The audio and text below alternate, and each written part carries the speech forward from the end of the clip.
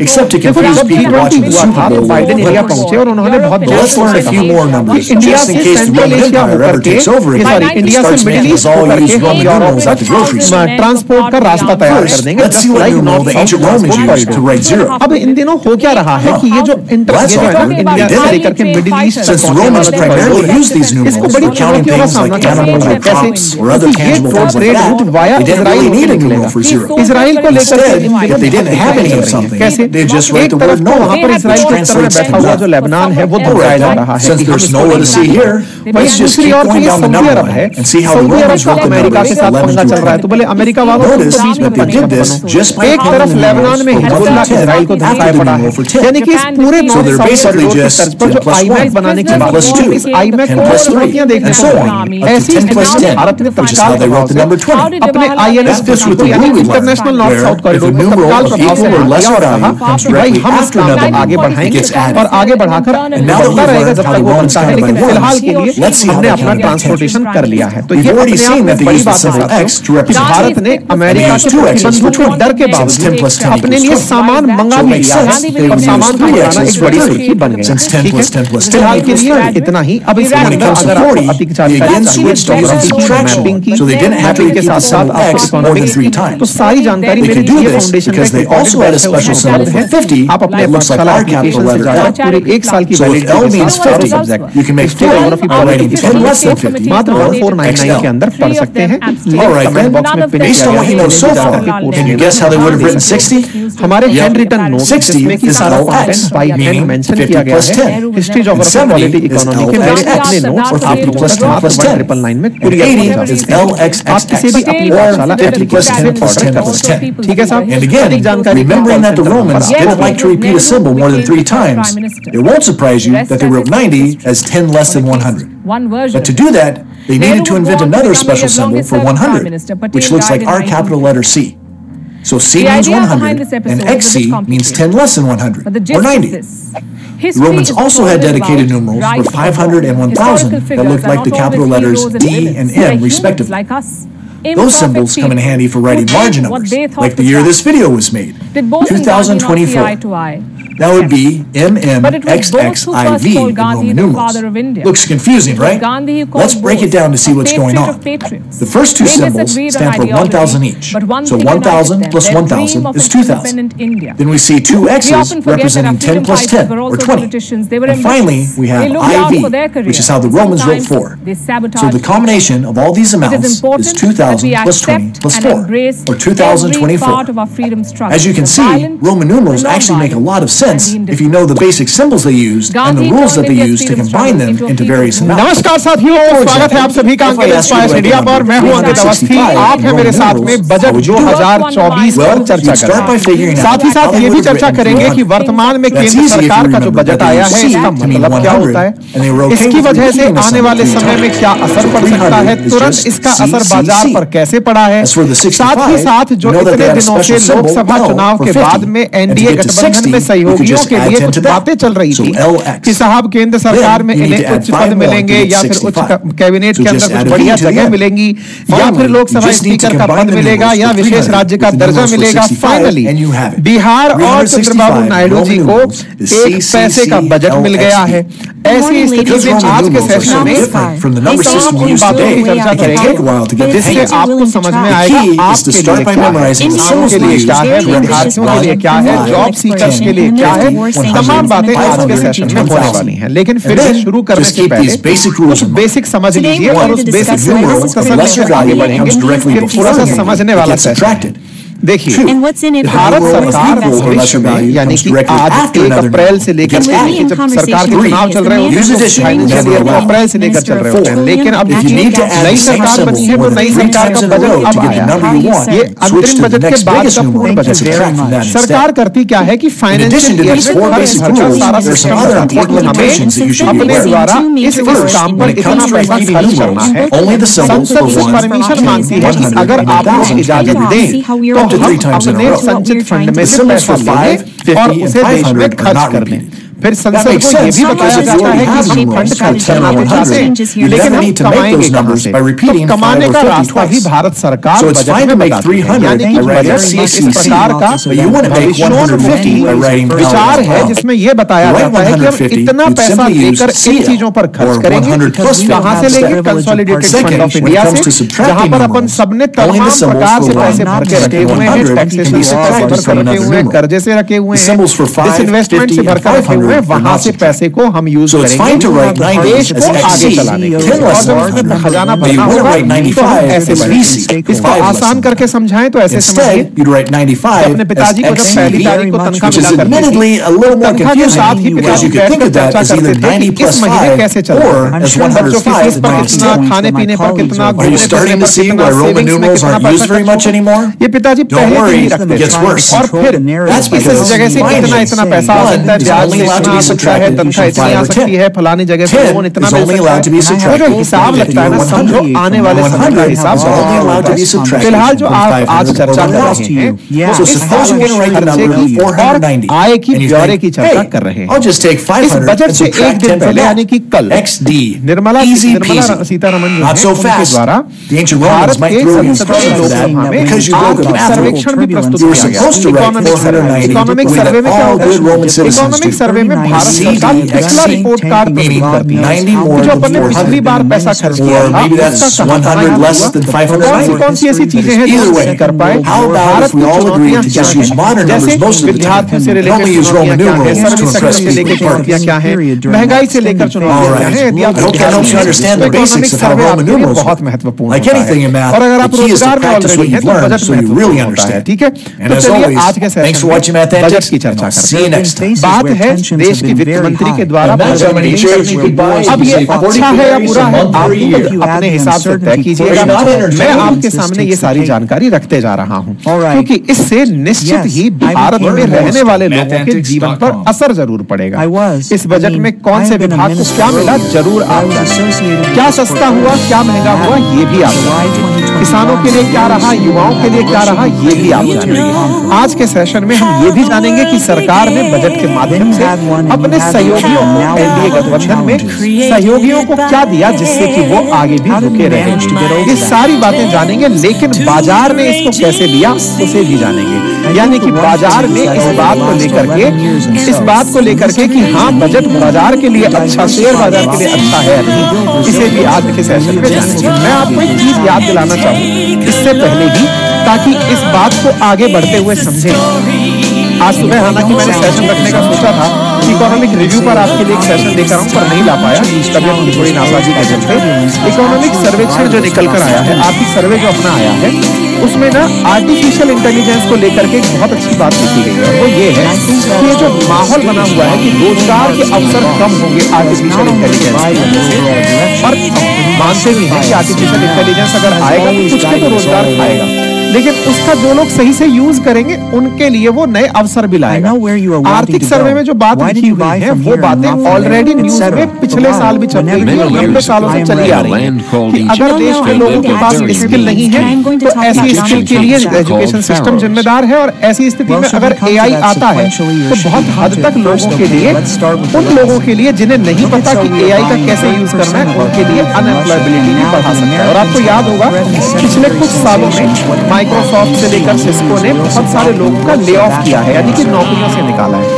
क्यों? क्योंकि उनके काम जो पहले लोग किया करते थे वो अब मशीनें करने लग रही हैं आर्टिफिशियल इंटेलिजेंस और चैट जीपीटी के थ्रू। ऐसी स्थिति में आप लोग जो इस सेशन को सुन रहे हैं, और बहुत सारे ऐसे लोग हैं जो एम्प्लॉयबल हैं लेकिन उन्हें आर्टिफिशियल इंटेलिजेंस और चैट जीपीटी की जानकारी नहीं है, उनके लिए हम लोग आपके सामने ग्रोथ स्कूल का एक मॉडल प्रस्तुत कर रहे हैं। ग्रोथ स्कूल के द्वारा आप लोग चाहे सेल्स में जाना चाहते हो, मार्केटिंग में जाना चाहते हो, ऑपरेशंस में जाना चाहते हो, आचार के डेवलपमेंट में, टेक रोल में, जिस भी क्षेत्र में आप काम करना चाहते हो, तो आपके लिए चैट जीपीटी का क्या महत्व हो सकता है, आर्टिफिशियल इंटेलिजेंस का क्या महत्व हो सकता है, इसके लिए एक फ्री वर्कशॉप रखी जा रही है जो कि आपके लिए बहुत काम की है। अंकित इंस्पायर इंडिया के विद्यार्थियों को इसमें एनरोल करने का आह्वान है, लिसनर्स को आह्वान है, तो ये फ्री ऑफ कॉस्ट आपके लिए रखा गया है। इसके लिए लिंक कमेंट बॉक्स में पिन गया है, आप वहां पर जाकर के अपने आप को रजिस्टर कर लें। कमेंट बॉक्स में भी जानकारी दी हुई है, आपको वहां से ये जो फ्री सेमिनार है इसका लिंक प्राप्त हो जाएगा, आप जाकर उसे ज्वाइन कर लीजिए। लेकिन ध्यान रहे शुरुआती 1000 लोगों को इसमें फ्री ऑफ कॉस्ट होने का अवसर दिया जाएगा। ठीक है, तो आप लोग यहाँ पर पहुंचकर अगर एआई का ये जानकारी प्राप्त करते हैं तो आपको आने वाले समय में जॉब ढूंढने में सहूलियत, सैलरी में फायदा और कैरियर ग्रोथ में भी फायदा मिलेगा। ऐसा ग्रोथ स्कूल का आपके लिए मानना है। ठीक है, अभी जाकर अपने आप को रजिस्टर कर लें और स्कैन भी कर सकते हैं जहाँ से आपको डायरेक्ट एक्सेस मिल जाएगा। निर्मला सीतारमण जी ने आज जब बजट पेश करना था उससे पहले राष्ट्रपति जी से मुलाकात की, बाकायदा फिर जो अपने दही चीनी खाते हैं वो खाकर के शुभ शुरुआत करने के लिए संसद में निकली। प्रेसिडेंट मुर्मू जी ने ठीक इसी प्रकार से प्रधानमंत्री को भी ट्वीट किया था कि आप जो प्रधानमंत्री बन रहे हैं तो ये शुभ शुरुआत कीजिए। बिल्कुल ऐसे ही भारत में बजट की प्रस्तुति के लिए निर्मला सीतारमण जी लोकसभा बजट डेटा दिखाती है और बजट प्रस्तुत करने निकलती है। ये पहली बार हो रहा है कि एक महिला 7वीं बार बजट प्रस्तुत कर रही है। आपको मैं ये भी बता दूं कि चुनावों से पहले भी बजट लाया गया था। चुनावों से पहले यानी इस साल में दूसरी बार बजट आ रहा है। चुनाव से पहले जो बजट आया था उसे अंतरिम बजट कहा गया था, यानी कि चुनाव के कालखंड तक का बजट अंतरिम बजट था। चुनाव भर का काम चल गया, अब उसके बाद नई सरकार है, नई सरकार अपने हिसाब से अब फंड मांग रही है कि हमें इतना इतना पैसा चाहिए देश को चलाने के लिए। निर्मला सीतारमण जी ने अपने द्वारा 7वां बजट प्रस्तुत करते हुए अलग अलग सेक्टर्स के लिए घोषणाएं की। 1 घंटे 23 मिनट तक इन्होंने भाषण दिया, उसमें शिक्षा, रोजगार, किसान, महिला, युवा इन सब के लिए ध्यान में रखकर कुछ ना कुछ अनाउंसमेंट दी। लेकिन इन अनाउंसमेंट्स को समझें उससे पहले फिर से एक बार ध्यान से सुन लें कि बजट का अर्थ केवल घोषणा नहीं। एक आम भारतीय के रूप में बजट का मतलब घोषणाओं का पिटारा होता है, लेकिन विद्यार्थी और पढ़ने लिखने वाले लोगों के लिए बजट का सीधा अर्थ होता है इतना पैसा खर्च करेंगे और इतना पैसा कमाएंगे। और भारत पैसा कैसे कमाता है इसको आप एक आसान रूप में इस वाली पिक्चर से समझने का प्रयास करिए। अगर हम बात करते हैं कि हमारे पास पैसा कहां से आता है, हमारे पास से मतलब है भारत सरकार के पास कहां से आता है, तो उसमें जानिए 70-27% हम अपना धन जो है ना, मान लीजिए भारत सरकार 100 रुपए कमाती है, 100 रुपए अपने फंड में इकट्ठे करके रखती है कंसोलिडेटेड फंड में, उसमें से 27 रुपए वो उधार मांगकर काम चलाती है। 17% कॉर्पोरेट जो है उनसे टैक्स से लेती है। आप और हमसे इनकम टैक्स में 19% वसूलती है, कस्टम ड्यूटी से 4%, 5% एक्साइज ड्यूटी से और कस्टम ड्यूटी से, यूनियन टैक्स से, जीएसटी से 18%, 9% नॉन टैक्स रिसीप्ट से और 1% कैपिटल रिसीप्ट से ब्याज प्राप्त करती है। यानी कि हमारे 100 रुपए सरकार अगर कमाने के लिए निकालती है तो उसमें से कुछ इस प्रकार से वर्गीकरण होगा। लेकिन जब पैसा खर्च करने की बारी आती है तो भारत सरकार अपनी कमाई का 19%, अपने मतलब 100 रुपए सरकार खर्च करने वाली तो 19 रुपए ब्याज पर खर्च करती है। ध्यान से समझना, हम 27% को कहां से ले रहे हैं, 27% को कर्ज में ले रहे हैं। ये किसी भी देश का स्वास्थ्य दर्शाता है। हम कितने भी अमीर हो लेकिन आपको पता चल रहा है आमदनी अठन्नी और खर्चा रुपया वाली बात कि 27% तो हम अपनी कमाई का ले रहे हैं कर्जा, और फिर कर्जे को चुकाने के लिए 19% हम ब्याज पे कर रहे हैं। मतलब 100 रुपए हम खर्चा के लिए निकाले, उसमें से 19 रुपया हम निकाल रहे हैं कि चलिए साहब ये तो हमारे ब्याज में जाएगा। ये स्वास्थ्य दर्शाता है किसी इकोनॉमी का। मतलब हम 100 रुपए का बजट जरूर बनाए हो, उसमें से काम का 81 रुपया ही निकला है, 19 रुपया तो ब्याज भुगतान में चला गया है। ठीक है, अच्छा इनमें भी बड़ा पैसा कहाँ खर्च होता है? सबसे बड़ा अमाउंट 21% खर्च होता है राज्यों को इसमें से पैसा देने में। कैसे दिया जाता है? केंद्र सरकार राज्यों से बहुत सारा टैक्स वसूलती है। आप पूछेंगे राज्यों से थोड़ी वसूलती है सरकार। अच्छा एक बात बताइए, मैं राजस्थान में रहता हूँ, आप कहीं और रहते होंगे, लेकिन मैं तो इनकम टैक्स पे करता हूँ। वो इनकम टैक्स जो मैं पे कर रहा हूँ वो राज्य सरकार को थोड़ी मिल रहा है, वो केंद्र सरकार को मिल रहा है। ऐसे ही जीएसटी में भी एक सेंट्रल जीएसटी का एक स्टेट जीएसटी का हिस्सा होता है। ऐसी स्थिति में एक हिस्सा केंद्र सरकार ले जा रही है, तो केंद्र सरकार राज्यों के रहने वाले लोगों से तो पैसे कमाती है ना इन टैक्सेशन से। जो इनकम टैक्स लेकर चली गई केंद्र सरकार, जीएसटी लेकर चली गई, तो जो देश भर से टैक्स इकट्ठा करती है उस टैक्स को फिर से वित्त आयोग की रिकमेंडेशंस के अनुसार डिस्ट्रीब्यूट करती है, राज्यों को वापस लौटाती है कि एक बार मैंने इकट्ठा कर लिया, अब मैं देश में राज्यों को की जरूरत के हिसाब से किसको मैं किस लायक समझती हूँ पैसा बांटना, ठीक है। तो 21% भारत सरकार अपने कुल अंश में से कमाई में से राज्यों को टैक्स के रूप में रिटर्न करता है कि ये लो भाई मैंने आपका पैसा लिया था, सब लोग ले लो।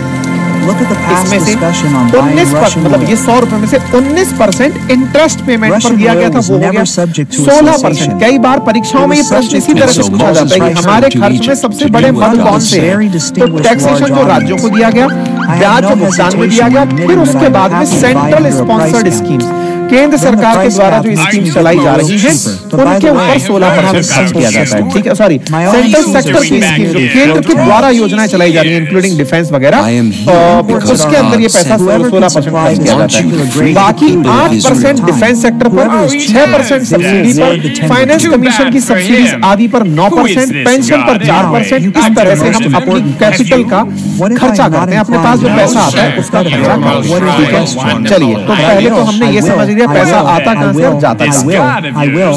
अब हम इस बार के बजट पर एंट्री करते हैं। इस बार का बजट 24-25 कहला रहा है। इसका मतलब क्या है? टेक्निकली ये 1 अप्रैल से लेकर के 31 मार्च तक के खर्च की व्याख्या कर रहे हैं। पहले 1 अप्रैल से लेकर के जुलाई तक का खर्चा चूंकि हम अंतरिम बजट में कर चुके हैं, इसलिए 24-25 का मतलब है कि ये 31 मार्च तक जाने वाला बजट है। इस बजट के अंदर जिस चीज का ख्याल रखा गया है वो 4 मेजर बिंदुओं का ध्यान रखा गया है, आप इन्हें याद रखें। मतलब इस बार 4 जातियों को विशेष रूप से ध्यान दिया गया है। ये 4 जातियां कौन सी हैं? एक जाति का नाम है गरीब, गरीब पर ध्यान दिया गया है। दूसरी जाति का नाम है महिला, महिला पर ध्यान दिया गया। और ये बजट के मेन पेज पर लिखी हुई जानकारी है, मैं अपनी तरफ से जातियां नहीं बना रहा हूं, बजट पर लिखी हुई है। तीसरी जाति का नाम है युवा और चौथी जाति का नाम है अन्नदाता यानी किसान। यानी कि इस बार का बजट 4 चीजों पर केंद्रित बजट है। पुअर पर, गरीब के ऊपर, साथ ही साथ में महिलाओं के ऊपर, युवा के ऊपर और फार्मर के ऊपर। इन लोगों के ऊपर यह बजट केंद्रित है, ठीक है। लेकिन इस बजट की एक थीम भी है, और वो थीम क्या है? थीम है एम्प्लॉयमेंट। और एम्प्लॉयमेंट में जो विस्तार पूर्वक इस एम्प्लॉयमेंट का मतलब है वो भी जानिए। E stands for employment and education, M stands for MSME। ये सरकारी पत्र बजट पर लिखी हुई जानकारी है, इन्हें ध्यान से समझिएगा, गहराई से लीजिएगा। अगर विद्यार्थी है तो याद भी कर लीजिएगा। P stands for productivity, L stands for land, O stands for opportunity, Y stands for youth, M stands for middle class, E stands for energy security, N stands for new generation reform, and T stands for technology। इस प्रकार से इस budget को budget for विकसित भारत कहा गया है, ठीक है। तो थीम क्या है? तो एम्प्लॉयमेंट थीम है, ये परीक्षाओं में पूछा जाता है। साथ ही साथ ये किन लोगों को ध्यान में रखकर लाई गई है? तो 4 कैटेगरी के लोगों को ध्यान में रख करके बजट लाया गया है। शुरू करते हैं किसानों से। किसानों के लिए क्या? किसानों के लिए 1.52 लाख करोड़ रुपए साइड में रख दिए गए हैं एग्रीकल्चर और अलाइड एक्टिविटीज के लिए, जिसके माध्यम से ट्रांसफॉर्मिंग किया जाएगा एग्रीकल्चर रिसर्च को, आत्मनिर्भरता को बढ़ाया जाएगा ऑयल सीड्स के मामले में। New variety of high yielding seeds हैं और ऐसी वैरायटी ऑफ क्रॉप जो कि हॉर्टिकल्चर के लिए काम आ सकती है उन्हें रिलीज किया जाएगा। आसान भाषा में कहें तो जो ग्रीन रेवोल्यूशन जब हुआ था, हरित क्रांति जब हुई थी, तो हरित क्रांति के समय पर क्या कहा गया था? हरित क्रांति क्यों हुई थी?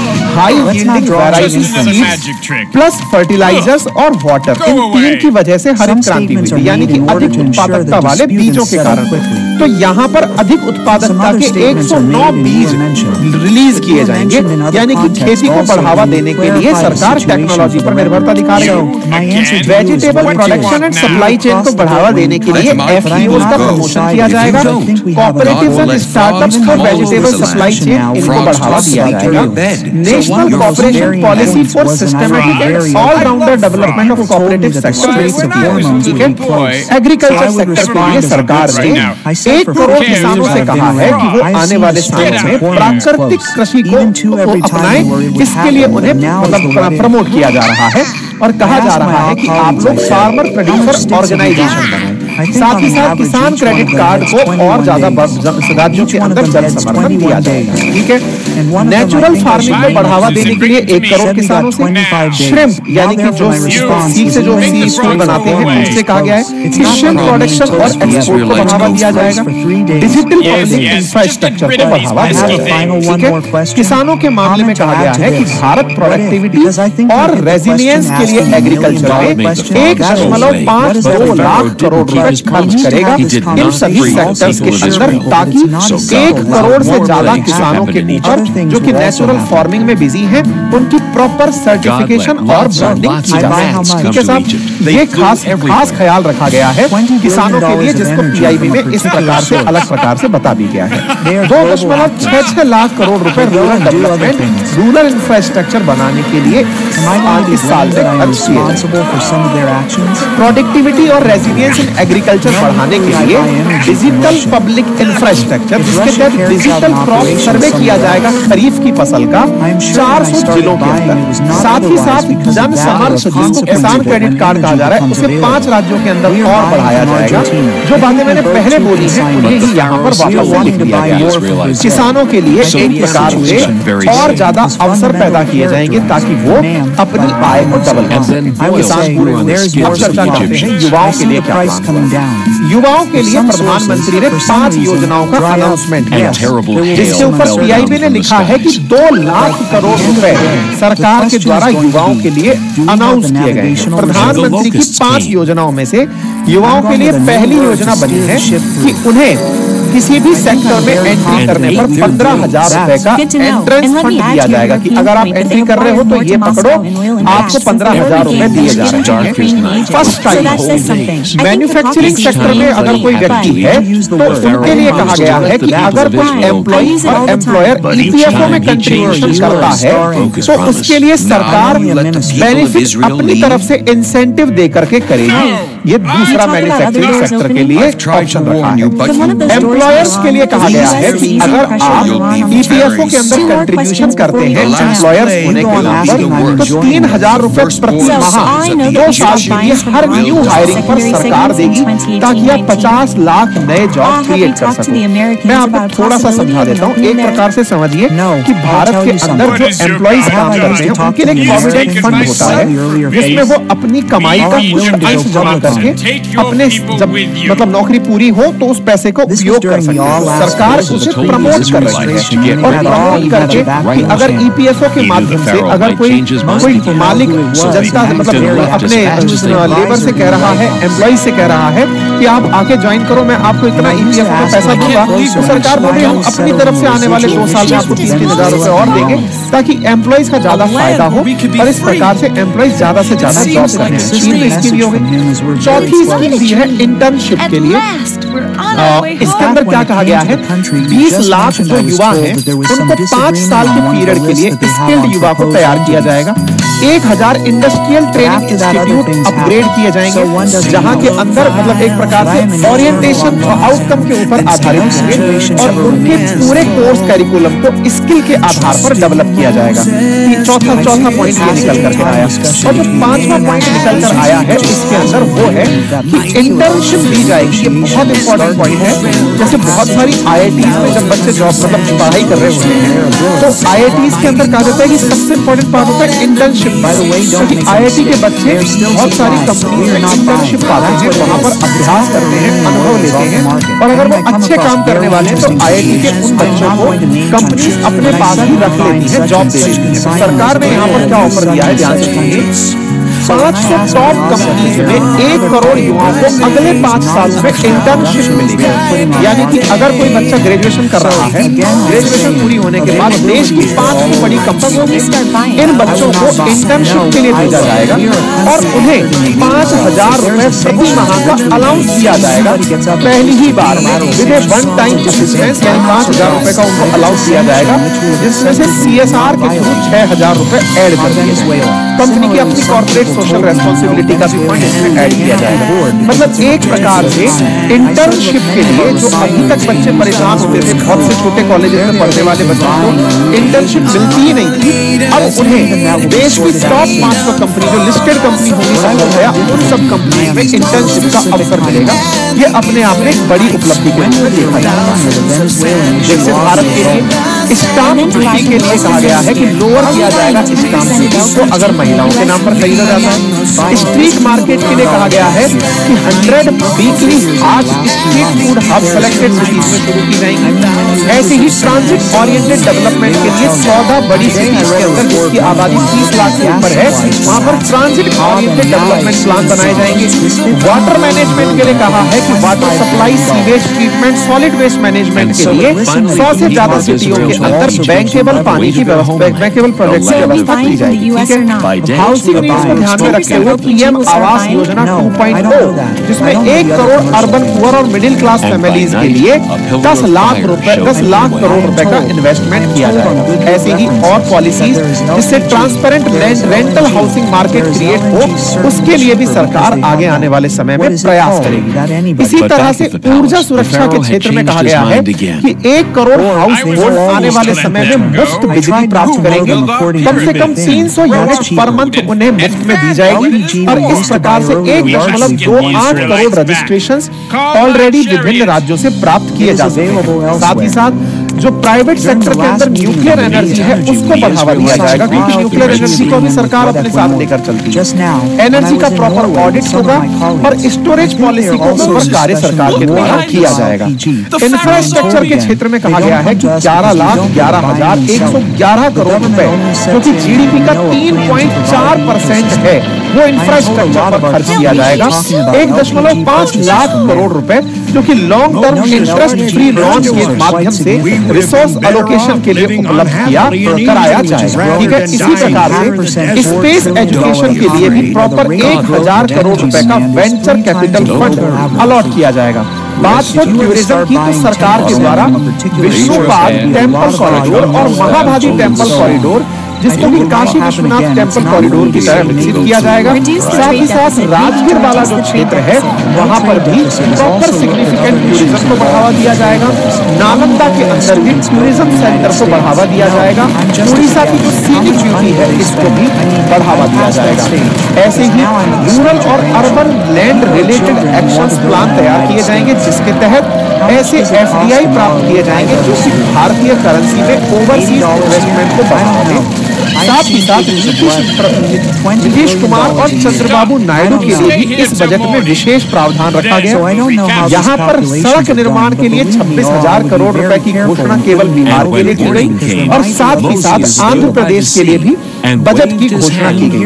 दोनों का बजट मिलकर के कई हजार करोड़ का होता है। मैंने कल ही एक सेशन किया था जिसमें आपको ये बताया था बिहार को स्पेशल राज्य का दर्जा तो नहीं मिलने वाला है, विशेष राज्य का दर्जा तो नहीं मिलने वाला है, इसकी घोषणा पहले ही हो गई थी। लेकिन कल ही सेशन में मैंने आपको कहा था कि अगर इन्हें स्पेशल राज्य का दर्जा नहीं मिलता तो इन्हें विशेष पैकेज जरूर मिल जाएगा, ऐसी उम्मीद है। और अगर विशेष पैकेज भी इन्हें ना मिला होता तो संभवतया गठबंधन को लेकर के राजनीतिक सरगर्मियां बहुत तेज होंगी। मैंने आपको पहले ही कहा था कि गठबंधन के लिए आवश्यक जो जानकारियां सबसे पहली थी कि गठबंधन के लिए हो सकता है कि अच्छे पद की डिमांड की जाए, स्पीकर के पद की डिमांड की जाए, विशेष राज्य का दर्जा मांगा जाए। दोनों ही बिहार और आंध्र प्रदेश नीतीश कुमार जी और चंद्रबाबू नायडू जी इन्हीं मांगों से सेटल होने वाले थे। लेकिन अब चूंकि यहाँ पर बजट एलोकेशन में स्पेशल पैकेज दे दिया गया है उससे संभवतया ये दोनों अपने राज्यों में विकास कार्य करवा पाएंगे। बिहार को 58.9 करोड़ रुपए का प्लान दिया गया है और आंध्र प्रदेश को 15,000 करोड़ की मदद दी गई है। इस प्रकार से बिहार के अंदर विष्णुपद मंदिर कॉरिडोर और महाबोधि मंदिर कॉरिडोर बनेगा, नालंदा विश्वविद्यालय पर्यटन केंद्र बनेगा। बिहार में जो ये 58,900 करोड़ रुपए का ऐलान हुआ है इसमें से 26,000 करोड़ रुपए सड़क परियोजनाओं पर खर्च होंगे। विशेष रूप से पटना पूर्णिया बक्सर भागलपुर को जोड़ने वाला एक्सप्रेस वे और बोधगया राजगीर वैशाली दरभंगा को जोड़ने वाले एक्सप्रेसवे योजना को बनाने की घोषणा की गई। बिहार के पीलीभीत में 21,400 करोड़ रुपए की लागत से 2400 मेगावाट का पावर प्रोजेक्ट लगाया जाएगा। बाढ़ से निपटने और राहत के लिए 11,500 करोड़ रुपए दिए गए। महाबोधि विष्णुपद मंदिर को काशी विश्वनाथ कॉरिडोर की तर्ज पर विकसित किया जाएगा।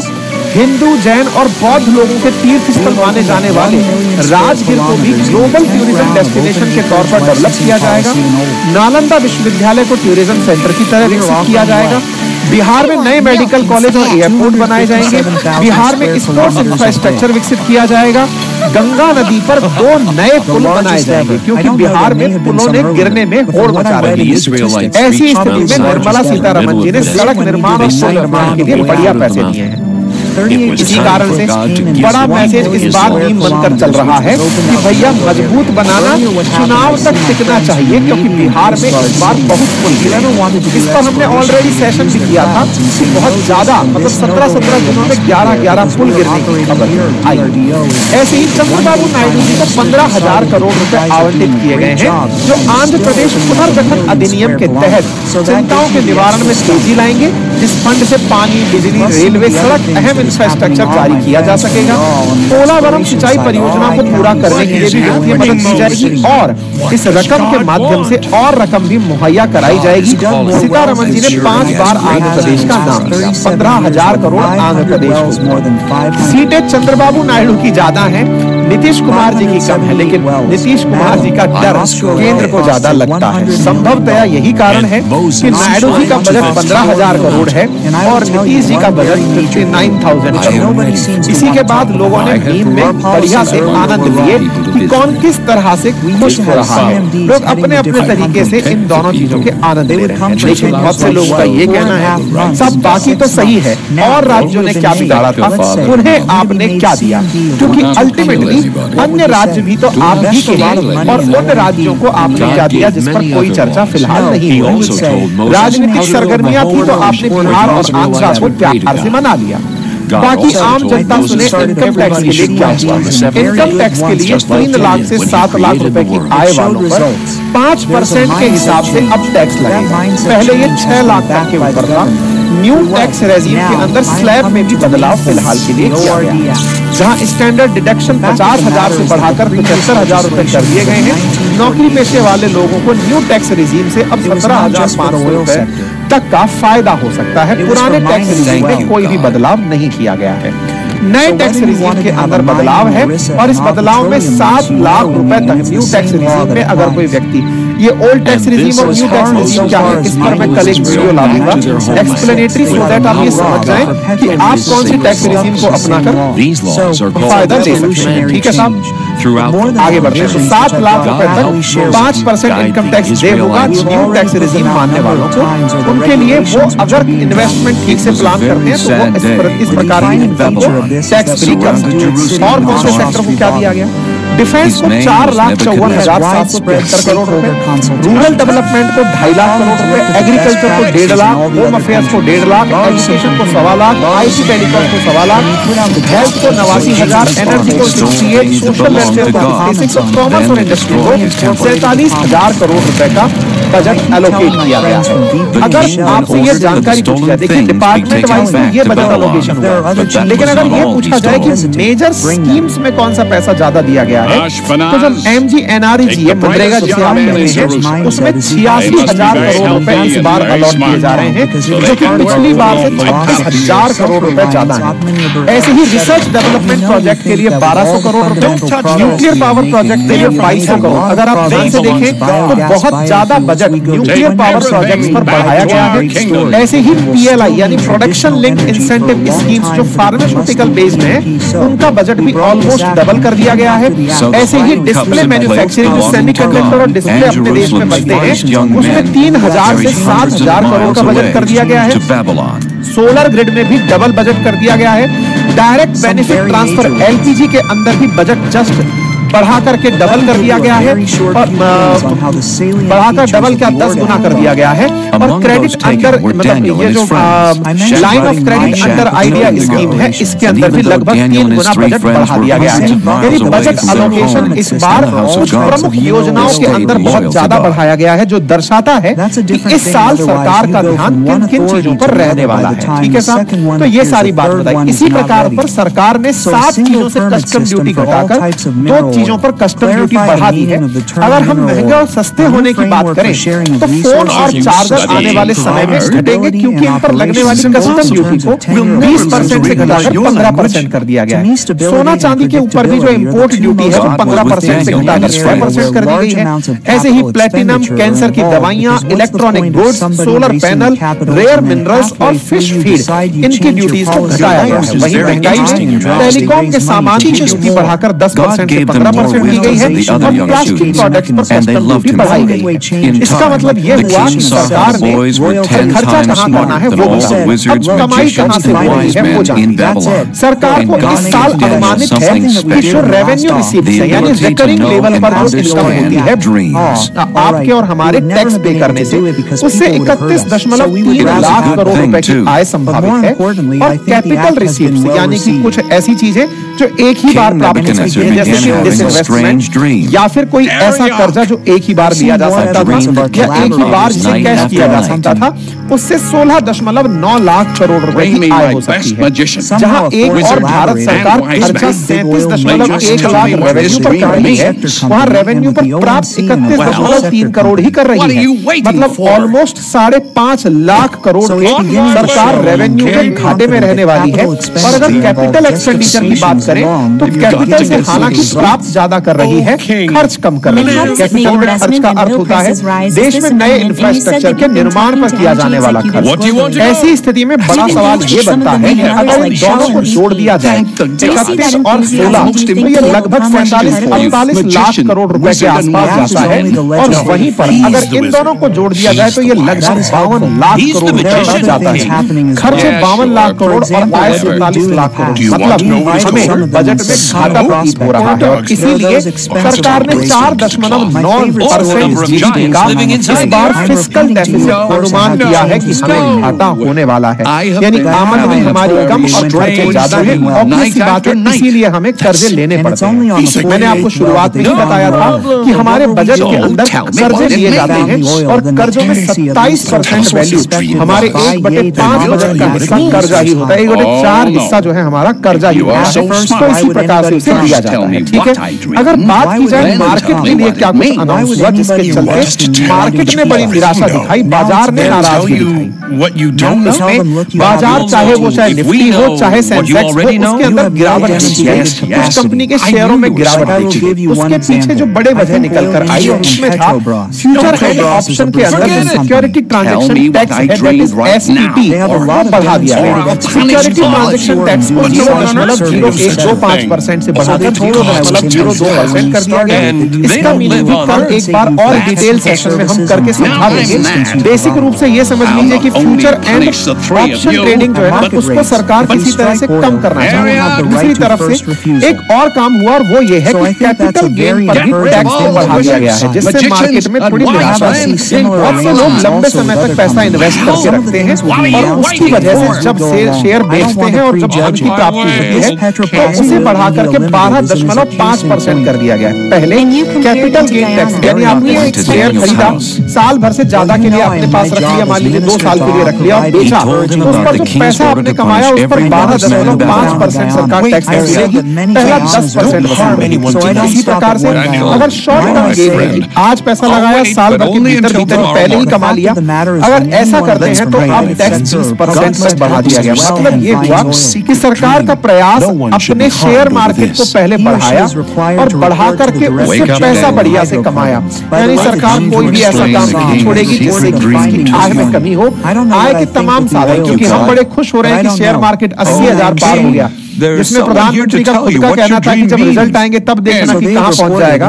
तो भैया हमने बढ़ा तो दिया शेयर मार्केट कमाने की, तो सरकार कमाने के रास्ते से निकाल दिया। इस वजह से लोग सरकार से नाराज हैं और यही कारण है कि शेयर के अंदर डिप देखा गया है, मार्केट के अंदर डिप देखा गया है। ठीक है साहब, इस पर भी हमने ऑलरेडी सेशन शुरुआत में हलवा सेरेमनी के दौरान बताया था कि सरकार एंजल टैक्स को ड्रॉप कर रही है। मैंने उस समय भी आपको जानकारी दी थी। एंजल टैक्स को यानी कि जो स्टार्टअप्स को मिलने वाला बड़ी कंपनीज का फंड है, उस फंड के अंदर जो पैसा मिलता है उस पर टैक्स ना वसूला जाए, तो इस बार एंजल टैक्स को ड्रॉप कर दिया है।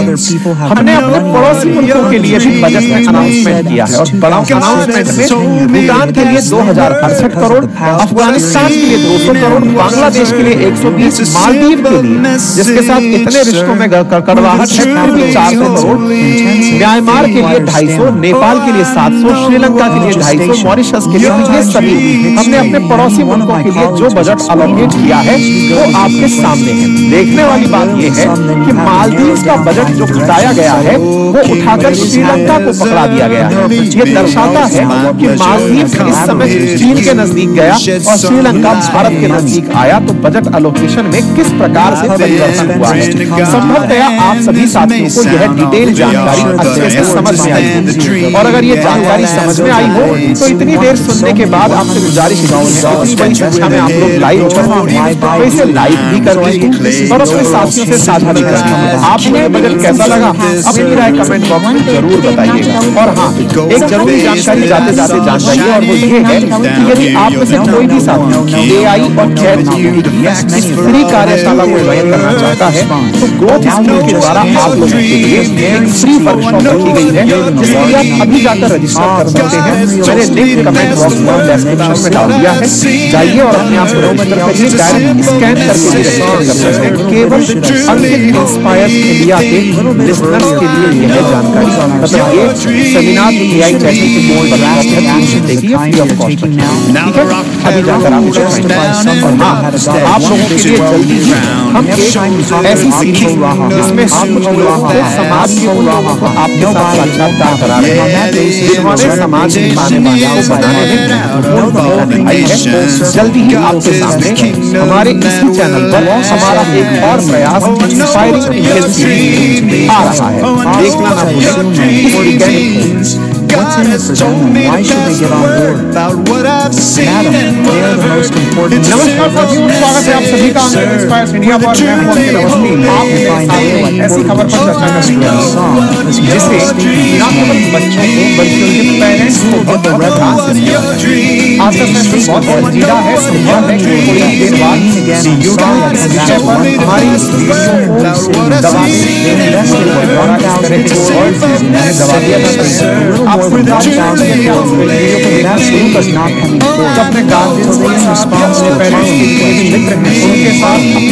साथियों के साथ जो विभिन्न प्रकार की परीक्षाओं की तैयारी कर रहे हैं उनसे जरूर साझा कीजिएगा, क्योंकि थोड़ी ही देर में इसके ऊपर डिस्क्रिप्शन डाल देगा कि इसे आप देख नहीं सकते, क्योंकि ये आपकी एज के हिसाब से सही नहीं। संभव है ये जानकारी यूट्यूब की जिम्मेदारी है, लेकिन हमारे लिए बहुत ज्यादा महत्वपूर्ण है आप सबके साथ ऐसा विषय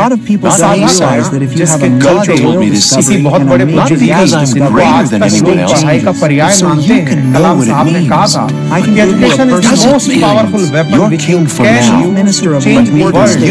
लेकिन जब इन्होंने ये बात कही थी तो लोग वर्ल्ड को से ले लिए एजुकेशन से दुनिया को बदला जा सकता है, एजुकेशन से पूरी तरह से रिकॉग्नाइज किया जा सकता है, लेकिन सही मायने में अब्दुल कलाम साहब के जीवन का वो लाइफ एक्सपीरियंस लेना भूल गए थे। जब कलाम साहब ने वो एक बार एयरफोर्स पायलट के लिए अपने आप को ट्रायल देने गए थे, एयरफोर्स पायलट के एडमिशन में गए, कुल 9 होने थे, कलाम साहब डरे थे और उन्हें एयरफोर्स पायलट होने से रिजेक्ट कर दिया गया। लेकिन आज वही एयरफोर्स कलाम साहब के प्रयोग था लोहा। कलाम साहब को दिए गए जो कि आविष्कार है उनका लोहा। कलाम साहब की बातों को अपने जीवन में प्रेरणा माना है। शायद उनके जीवन में failures And after King Nebuchadnezzar left the throne, his son Belshazzar became king. Daniel stayed in Babylon, and every day, 3 times a day, he faced Jerusalem and prayed to God. 23 लोगों ने 23 बच्चों ने सुसाइड कर लिया और मात्र 24 घंटे में कल रविवार को After so many years, Daniel was completely forgotten. जिनको नहीं पता जिनके बच्चे छोटे हैं उन्हें story, I think, which is not known, is the green hydrogen story. जानना चाहिए